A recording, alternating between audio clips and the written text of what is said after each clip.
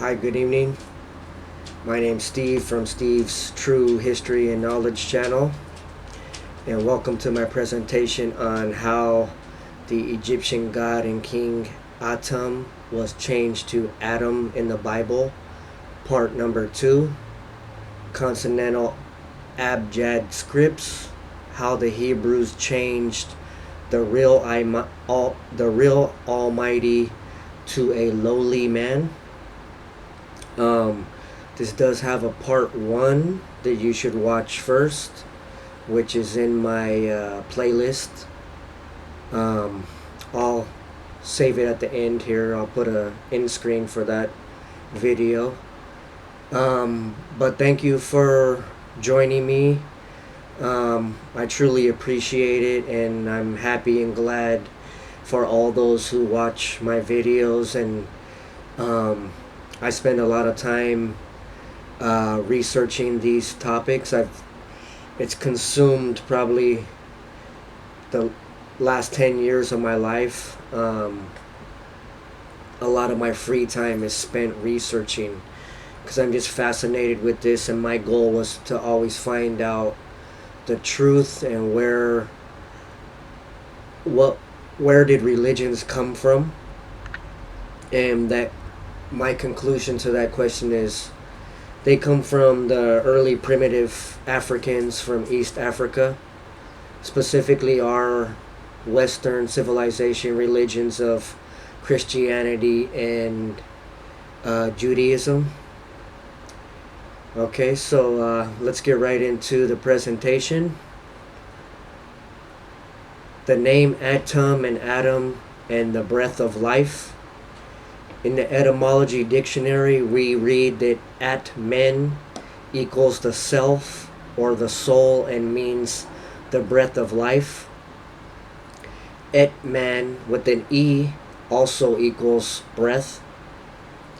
And in Dutch, Adam, Adem, in the Old High German equals Atum, Atum, the same name as the Egyptian, which also means breath. Therefore, we can equate this to Atum, or Adam of the Bible, is the soul or breath of the sun god Ra.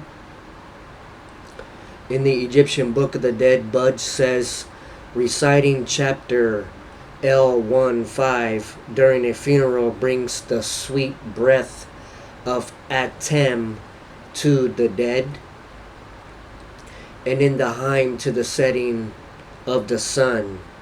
Ra gives breath to the nostrils of the lords of the underworld. And in the Book of Breathings, Ra gives the dead the breath of life and resurrects him once again, giving him vision to see the sun. Okay, the city of the sun and the Ra marry. The Anu Enid of 9 is the Ra Mary assembly of the state, and Atum is the head of the assembly. This is the government of the state of Egypt, and Ra is the head of the assembly. And during the meetings of this assembly, he will wear the hawk headdress of Heru or Horus. The Hebrew letter Tet is the 9th. Okay, so the Anu Enid of 9, there's 9 members, 9 leaders or 9 gods. And the Hebrew letter Tet is the 9th letter, and 9 is the value of the truth. Ra follows his daughter Mayat, which is truth and justice. So you can look at that as their judicial system, and Ra as the executive. The royal Uraeus or snake is the symbol of Atum, and that's the Egyptian uraeus, which is a crown around the head with the cobra on the front. And Atem is Ra. So Atem, the man, or the man who became king and God. So he has the trinity of king, God, and man. The letter T in Atum. A totem is given to each division of a family, clan, or tribe. Totem or Tem-T means a perfect man and unity of the two divisions. If you watch my Path to Be Like Ra, one of the attributes of Ra found in the hymns to Ra when he rises is perfect. The totem is a sacred, the totem can be a sacred animal, food, or object given to each mother after she gives birth to a child for the first time, and after she has went through the initiation of puberty. The letter Tet in Hebrew looks like a coiled up snake. The letter Tet in Hebrew symbolizes duality or division of good and evil. The family, clan, or tribe was split by beliefs or for representation. The letter T in Atum is Tet is made up of the letters Vav and Zayin. Vav is the man, and Zayin is the crowned man who becomes king. The picture to the right is a picture of the Hebrew letter Tet. The Garden of Eden and Adam. The Garden of Eden is the Garden of Atum. The letter D or Dalet in Adam's name in the Hebrew script letter has two lines and a corner point called an ear. It symbolizes a poor man bent over and who is listening for the Gimel or Holy Spirit.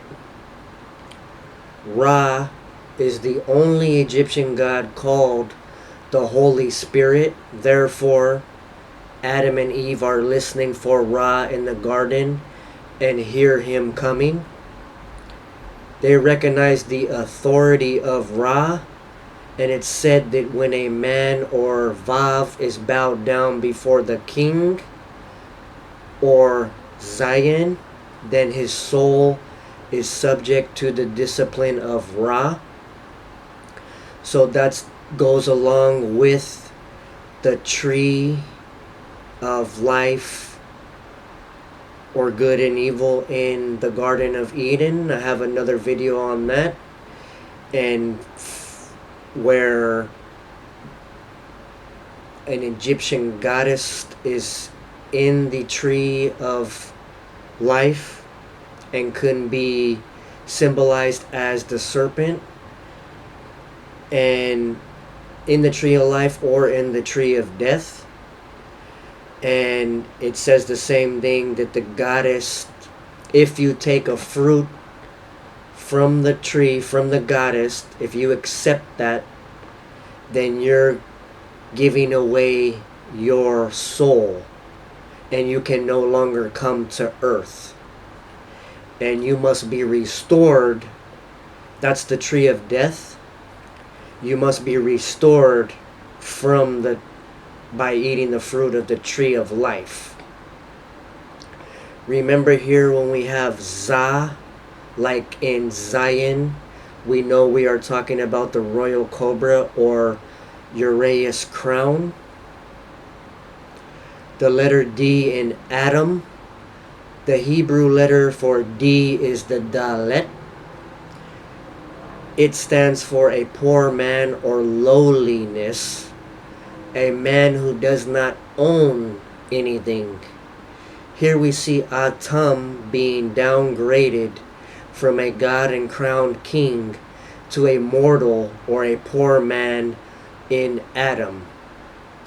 So the letter T from Atum is being replaced with the letter D in Adam. And to the right here we see a Hebrew letter D or Dalet. The two kingdoms in the battle for the crown.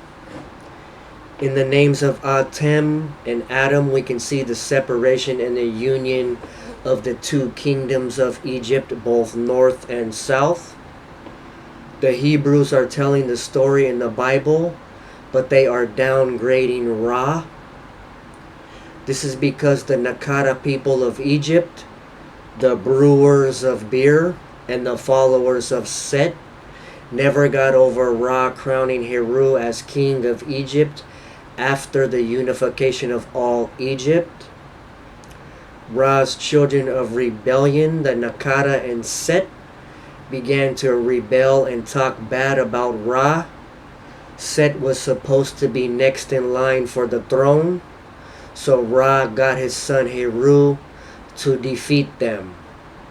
Heru and Ra pushed them all the way to Zoan in the northeast corner of Egypt, equivalent to the Bible's Goshen, where they remained.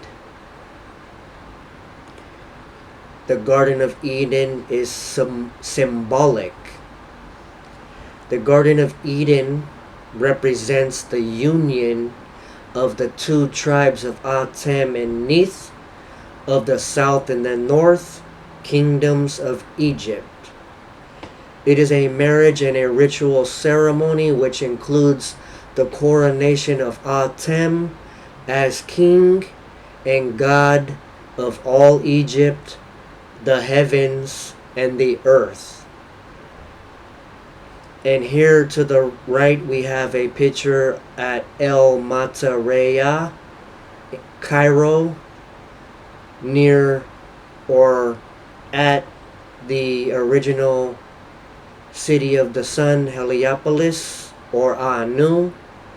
And this tree in the middle is supposed to be the tree of Mary, the mother of Jesus. And one more last thing that I wanted to point out was, so we don't want to get confused with Ra and Atem. They're the same people. Atem is Ra when he is God. And he's the prince. He's prince when he is Atem. And he's crowned king. The bibliography I'm using here is Albert Churchwood, The Signs and Symbols of Primordial Man. The website HebrewForChristians.com. The online etymology dictionary. I can't stress enough the importance of learning etymology of words. Budge E.A. Wallace, The Egyptian Book of the Dead, the Penguin Classics version. Budge E.A. Wallace, Legends of the Gods, the Egyptian Texts. And thank you for watching. My name's Stephen Webb Jr. from San Diego, California. Have a great rest of your Sunday and take care. And I wish you the best and happiness and a joyful life.